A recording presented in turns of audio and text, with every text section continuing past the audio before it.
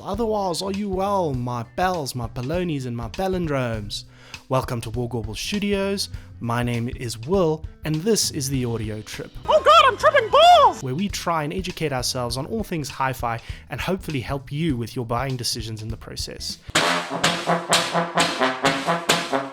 Today, we're looking at the AKG K52s. These are AKG's entry-level closed-back headphone offering. Let me see if I can put them up to the camera without totally screwing it up. There we go.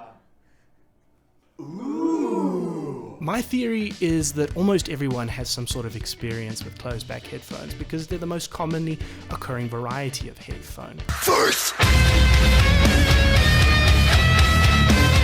This is because they offer more noise isolation than other types of headphone designs, and this means you generally get better bass response. Turn up the bass! And more importantly, you don't have to share your weird and wonderful music tastes with the world around you like you would with more open back headphone designs. AKG actually offers a number of different entry-level models, specifically the K52s that we have here, the K72s, and the K92s. My reading suggested that what you pay for as you move up the scale is improved build quality.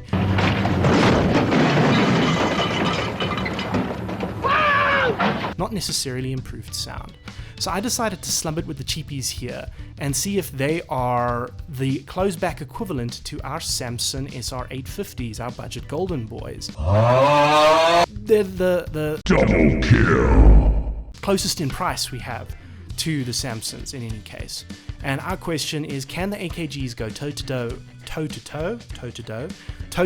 with the Samsons in giving us bang for buck? Skip it up and down. I wanted to be a little bit more focused in this review than I have with others in the past, and so we're going to be dividing it up into 5 separate parts: build quality, comfort, soundstage and imaging, overall sound quality, and subjective thoughts. The sound quality is great! So starting off with the build quality, honestly I'm going to go straight for the jugular here and say I was quite underwhelmed with the AKG K52s, especially after the experience that I had with the Samsons. Listen, that child is going to be a pro athlete. I mean, they're essentially just a cheap hunk of plastic, right? There's a thin cable, certainly thinner than what we had with the Samsons. Disgusting. And this doesn't really feel all that robust in any way, shape, or form. I feel like this is going to break if you drop it. Filthy. There are some nice features, like it's got a sprung metal headband. Holy sh! As opposed to the plastic that we saw on the Samsons. And a little bit of padding on the actual headband itself. But one of the things I found in working with these things is that this thing can twist. Grab his dick and twist it! Oh my god! Right? It can bend around like that and twist. Twist his dick!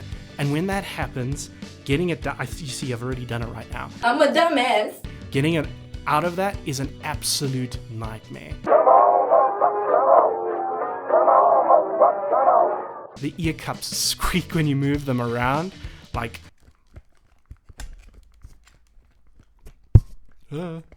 Certainly these things are not as substantial as the Samsons. That's a huge bitch! But they are still easy to drive, which means that you can, power them with your toaster if you really wanted to. Next up, comfort. So with the squeaking aside, the degrees of freedom that the ear cups actually offer you generally allows for them to settle quite nicely on your head. The ear cups are large, so I don't know if you can have a look over there. They're generally quite large. The problem is that they're not especially deep. There is no foam padding whatsoever on the piece of plastic that actually covers the drivers, right? Very! Inside there. That's actually just a piece of material. And so me with my big ass ears, when I put them on, parts of my ear press right up against the plastic. Generally, I can't get through a listening session longer than an hour. Oh, boo-hoo! After that, it starts to become quite painful, and generally I just, chuck them down and move on to something else. The sprung headband does offer a fair amount of decent clamping pressure, which, allows for the earphones to stay quite secure in your head, and that also aids with some noise isolation. But I got to admit, that extra pressure really didn't do me and my ears any favor. Thanks, Obama. Next, let's move on to the soundstage and imaging. So, the sound aspects of these headphones are where things actually start to look up a little bit. A great success! So, first off, the soundstage is really surprisingly large.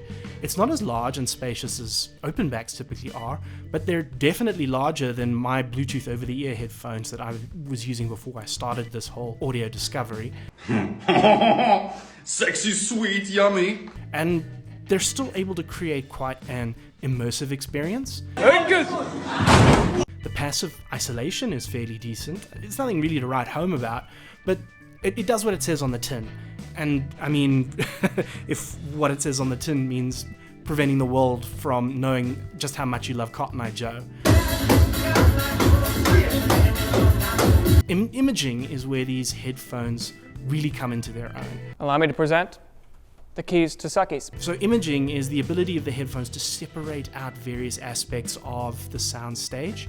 So if you're listening to a well-recorded album, something like the Crusaders' 70s live album Scratch, I think it was released in 1974, the separation and placement of instruments throughout that side stage was really quite phenomenal.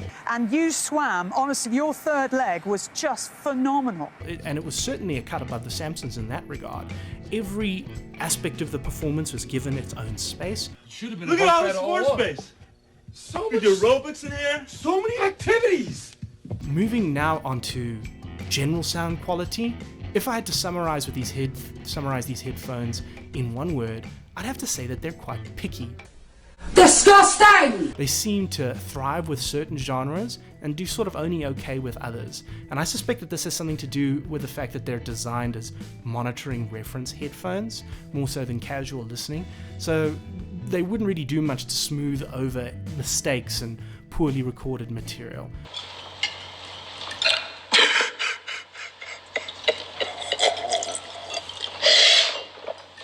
I'm going to be displaying a graph that show the frequency response of these headphones. I'll be linking a reference to where I got these from in the description below, and breaking down the individual aspects of the frequency spectrum. Starting with the high end, it's quite detailed without being tiring, which is very important for me because I'm quite sensitive to high frequency information. So it's good that you can uncover quite a lot of information without it getting fatiguing. And when you couple this with the stellar imaging, it really got me to pick out a lot of aspects of some of my favorite recordings that I never really noticed before. The Crusaders album I mentioned previously being one of them. Specifically, decaying cymbal hits are really a pleasure to listen to with these, and I really feel that this is one of the biggest strengths of these headphones in terms of sound quality. However, we move over to the mid-range, and that's where things get a little bit more interesting. One of the things that I encountered when I was doing my own research around these headphones was a general description for AKG headphones that sort of described the mid-range as being boxy. My name is Boxy. And I had no idea what this was supposed to mean. No idea whatsoever. I don't know shit, I don't get stuff, and I don't understand things. Until I put these on. As weird as it sounds, boxy is the exact word to describe the mid-range of these headphones. Ain't nobody got time for that. At times it can be so dry that it almost sounds like the music is coming from a cardboard box. I found that this to be more of a feature with certain genres of music than others, particularly with rock. Anything with distorted electric guitar. 1, 2, 3, 4. This is rock and roll. So the example here was NoFX's The War on Errorism. If you listen to that record, the guitar really sounds like it's coming from a box. That leads me on to discussing the bass. And in this case, the bass is actually quite neutral. With enemies, you know where they stand, but with neutrals, who knows? It sickens me. Far more so than the Samsons, and I know I had lots of positive things to say about the bass response of the Samsons.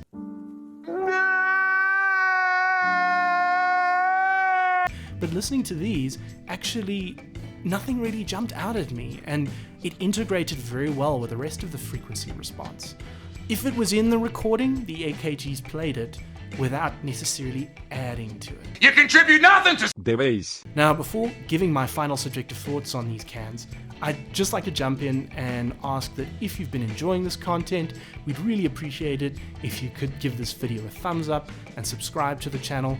All the engagements help to support what we do here, and if you'd like to be notified when new videos come through, go ahead and smash the bell. And that leads us to our final subjective thoughts on these headphones. And honestly, like I started this new review format off, I was quite underwhelmed with these.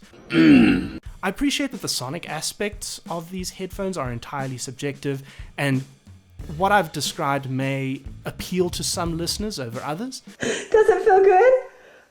And I'd really suggest that you try and give them a listen if you can to determine whether what I've described from these headphones' sonic signature appeal to you or not. But from an objective perspective, I feel that given that these headphones actually cost more than the Samsons where I live, things like the comfort and the build quality really are far inferior to the Samsons in my opinion. The trail blazing, eyebrow raising, jabroni beating. Wow! And as a result, I couldn't really recommend them to buyers from that perspective alone. I think that there are certainly great positives to these headphones in terms of their sound signature. The imaging and detail are fantastic. Very marvelous. But for my personal listening taste, the dry, boxy mid-range is a bit of a deal breaker. December, Hawaii. June, the vineyard. June, fine, but Hawaii. Nope, the vineyard. Is that a deal breaker for you? I'm afraid so. Me too. Well, we gave it a shot. I enjoy more tone and richness to my music, to the extent where I would actually prioritize those features over some of the spatial aspects that audio gear can provide. And in that sense, these headphones just don't really deliver for me. I will be hanging on to them though as a reference, but I can't say that I'm going to be reaching for them very often. So that's that, everybody. This has been our review of the AKG K52s.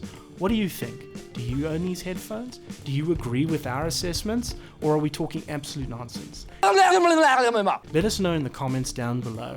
Please follow us on all of our socials. You'll find them in the description box below. We're quite active over on Twitter. You can follow us there at Wharrgarbls or Wharrgarbl. And just one final reminder that if you enjoyed this video, please like and subscribe, and we'll catch you in the next video.